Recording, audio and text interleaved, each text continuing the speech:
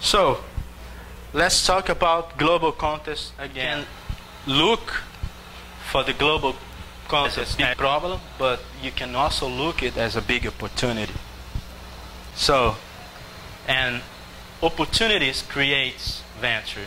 So, let's say we are here. Okay, so this is a bunch of different types of entrepreneurship. We can be a politician and be an entrepreneurship, not here in Brazil, but all over the world. Social service, architecture, athletics. But here in science, let's look at the science spot. So, you can have a research company, you can have a podcast, you can have a blog, you can have a lot of different things that will improve and will give will add a lot of value to your venture. So, and I was talking about core competence. What is core competence? So it's a fundamental knowledge, ability, or expertise in a specific subject area or skill set.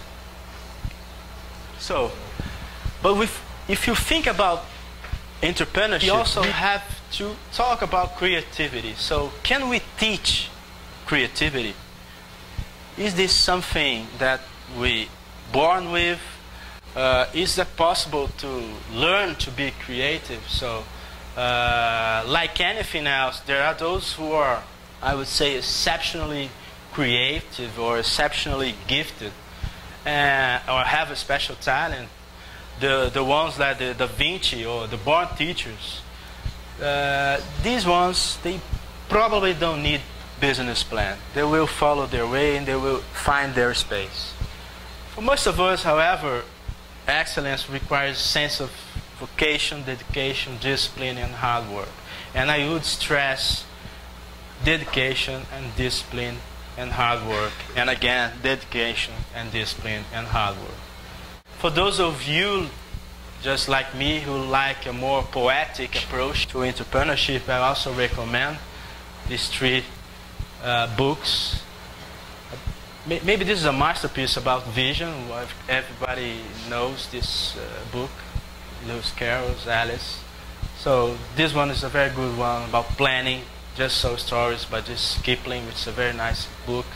And The Man That Don't Fit In by Robert Service. It's a book about persistence that I also recommend.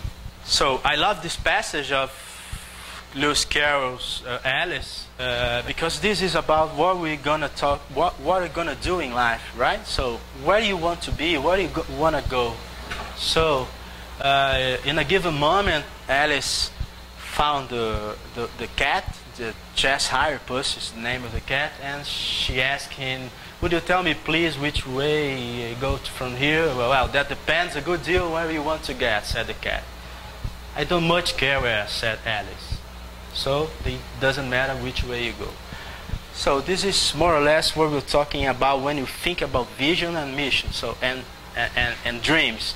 So it's important again to think where we want to be in the next following years. If we think about planning our years, all of these questions are like mandatory.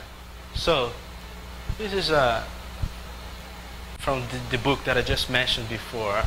I keep 600 survey man, and they taught me all I knew. Their names are what, why, and when, and how, and where, and who. So think about this 600 survey man is mandatory for you who wants to be an entrepreneur. Talking about a plan. So of course, to plan something is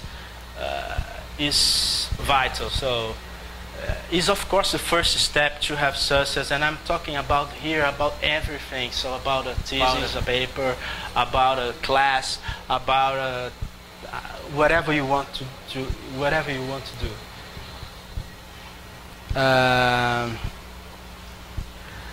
But the big challenge in entrepreneur is to develop, refine your idea. Us as a science, we have one very common mistake, that we could not differentiate it, what is an idea and what is a product.